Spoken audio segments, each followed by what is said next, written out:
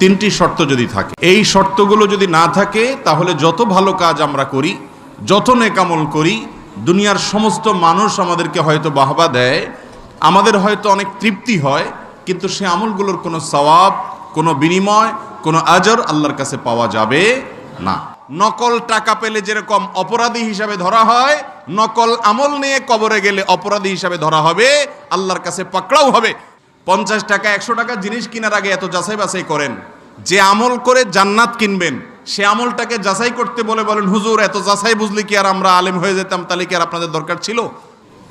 আল্লাহ রাব্বুল আলামিনের কাছে আমরা যত আমল করি, যত ভালো কাজ করি, যত নেকামল করি, এই সব নেকামল এবং ভালো কাজগুলো আল্লাহর কাছে গ্রহণযোগ্য হবে, আল্লাহর কাছে এগুলোর কাউন্ট হবে, হিসাব হবে, এবং আমাদের নেকামল এর যে খাতা সেই দপ্তরে এগুলো উঠবে, জমা হবে। তখন যদি এই আমলগুলো করার সময় 3টি শর্ত আমরা ফুলফিল করতে পারি, 3টি শর্ত যদি থাকে, এই শর্তগুলো যদি না থাকে তাহলে যত ভালো কাজ আমরা করি, যত নেকামল করি, দুনিয়ার সমস্ত মানুষ আমাদেরকে হয়তো বাহবা দেয়, আমাদের হয়তো অনেক তৃপ্তি হয়, কিন্তু সে আমলগুলোর কোনো সওয়াব, কোনো বিনিময়, কোনো আজর আল্লাহর কাছে পাওয়া যাবে না। নেকামল কবুলের এই শর্তগুলো প্রত্যেক ইমানদারের জানা থাকা উচিত, এবং প্রতিটি ভালো কাজের আগে এই 3টি শর্ত ফুলফিল হচ্ছে কিনা, এগুলো আমার মধ্যে আছে কিনা, একজন মুসলমান, একজন ইমানদার সেই বিষয়গুলোকে নিশ্চিত করে তারপরে তিনি আমলকে সামনের দিকে নিয়ে যাওয়ার চেষ্টা করবেন। কোরআনে কারিমে আল্লাহ রাব্বুল আলামিন বিভিন্ন জায়গায় যত ভালো কাজ আছে, এই সব ভালো কাজ, সমস্ত নেকামল, সমস্ত সওয়াবের কাজ, এগুলো সবগুলোর গ্রহণযোগ্যতার জন্য, এগুলো আল্লাহর কাছে বিনিময় পাওয়ার উপযুক্ততার জন্য মৌলিকভাবে সর্বপ্রধান যে শর্ত দিয়েছেন তা হলো ঈমান থাকতে হবে। যদি কারোর মধ্যে ঈমান না থাকে আর সে অনেক ভালো কাজ করে, তাহলে তার এই ভালো কাজগুলো দুনিয়ার মানুষের চোখে ভালো কাজ হতে পারে, আল্লাহ রাব্বুল আলামিনের কাছে সেটা ভালো কাজ হিসাবে বিবেচিত বা গণ্য হবে না। কোরআনে হাকিমে আল্লাহ রাব্বুল আলামিন ইরশাদ করেছেন, মান আমিলা সালিহাম মিন যাকারিন আও উনসা, নারী হোক আর পুরুষ হোক, এক্ষেত্রে কারোর উপর কারোর কোনো প্রাধান্য নেই, তারতম্য নেই, ব্যবধান নেই, সকলের জন্য একই বিধান প্রযোজ্য। সেটি হলো, যদি কেউ কোনো ভালো কাজ করে, সে ভালো কাজের কর্তা কি একজন পুরুষ নাকি নারী এটা বিবেচ্য নয়। বিবেচ্য হলো যে নারী হোক আর পুরুষ হোক, তারা যদি কোনো ভালো কাজ করে, ওয়াহুয়া মুমিন, এমত অবস্থায় এই ভালো কাজ করার সময় যদি তাদের মধ্যে ঈমানটা থাকে, ভালো কাজ করার সময়, নেকামল করার সময় যদি কি থাকে, ঈমানটা যদি থাকে, আল্লাহ রাব্বুল আলামিন 2টি পুরস্কারের ঘোষণা দিয়েছেন। নাম্বার 1, ফালানুহইয়ান্নাহু হায়াতান তাইয়্যিবা, আমি তাকে পবিত্র একটা জীবন দেব। এই পৃথিবীতে তার জীবনটা হবে পবিত্র জীবন। এই জীবনে কোনো কলুষ থাকবে না, কোনো কালিমা থাকবে না, কোনো নোংরামও থাকবে না। এই জীবনটা হবে পবিত্র, উপভোগ্য। দুনিয়ার মানুষ হয়তো নেকামলকারীকে দেখতে মনে করতে পারে লোকটা বোধহয় কোনো ভোগ বিলাসে, কোনো সুখ স্বাচ্ছন্দ্যের ঘাটতির মধ্যে আছে।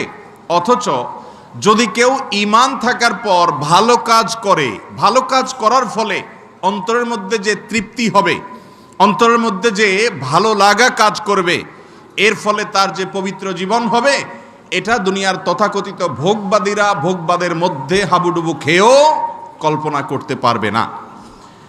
তো এই আয়াত থেকে বোঝা যায়, আল্লাহর কাছ থেকে নেকামলের পুরস্কার বা বিনিময়ে নগদ পুরস্কার হিসেবে দুনিয়াতে সুখী জীবন, সৌভাগ্যময় জীবন, স্বাচ্ছন্দ্যময় জীবন, পবিত্র জীবন, যে জীবনটা সবচেয়ে বেশি পবিত্র এবং সকল প্রকার কলুষমুক্ত আনন্দ এবং তৃপ্তি এনে দেয়, এই জীবনটা আল্লাহ তাআলা শুধু তাদেরকে দিবেন যাদের মধ্যে ঈমান আছে।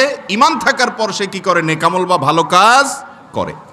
যদি কেউ কোনো ঈমান নষ্টকারী কোনো বিষয় করে, আল্লাহর সঙ্গে কাউকে শরীক সাব্যস্ত করে, ব্যাপারটা এরকম না যে আল্লাহর জন্য তার নিয়ত ছিল 50% আর মানুষের কাছ থেকে আসা 50%, অথবা আল্লাহর সঙ্গে শরীক করেছে কাউকে আদা আদি, আবার আল্লাহর কাছেও চেয়েছে আদা আদি, তো আল্লাহ তাআলা তার আদা আদিটা কবুল করবেন এমন কোনো কথা নাই, বরং আল্লাহ একটুও কবুল করবেন না, সবটুকু ক্যান্সেল করে দিবেন। এই জন্য ইমানদারের ঈমান যদি ঠিক থাকে তাহলে যে কোনো আমল আল্লাহর কাছে যুক্ত হবে, জমা হবে ইনশাআল্লাহ।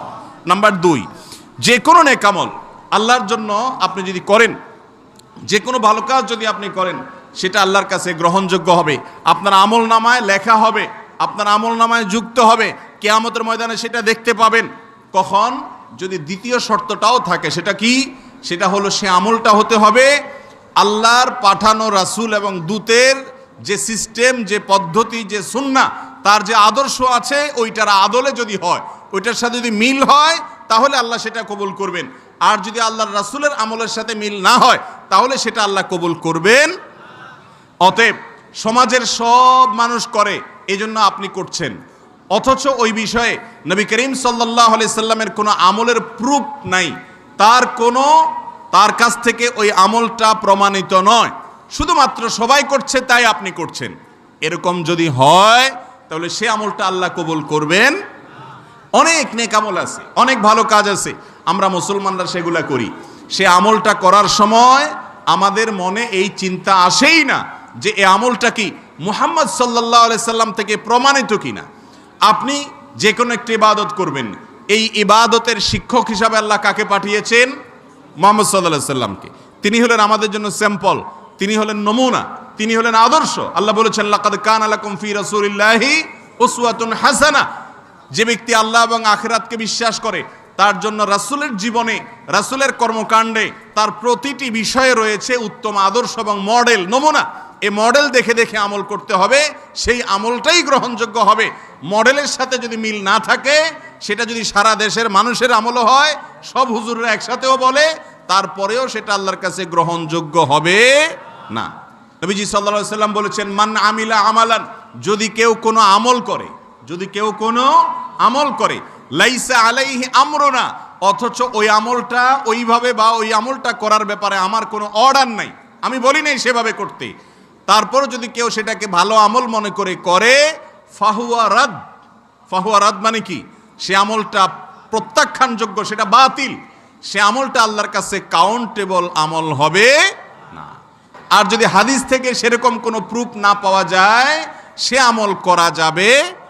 যদি করেন তাহলে সে আমলটির কারণে আল্লাহর কাছে সওয়াব তো পাওয়া যাবেই না, বরং নকল টাকা পেলে যেরকম অপরাধী হিসাবে ধরা হয়, নকল আমল নিয়ে কবরে গেলে অপরাধী হিসাবে ধরা হবে, আল্লাহর কাছে পাকড়াও হবে। এই জন্য আপনি যদি আমল করে আল্লাহর কাছে সেটার সওয়াব চান, বিনিময় চান, প্রতিদান চান, পুরস্কার চান, তাহলে আপনাকে দ্বিতীয় শর্তটাও ফুলফিল করতে হবে। তা হলো সে আমলটার প্রুফ, সে আমলটার অনুমোদন, সে আমলটা নবী করিম সাল্লাল্লাহু আলাইহি সাল্লামের জীবনে ছিল কিনা বা তার হাদিসের আলোকে প্রমাণিত হয় কিনা।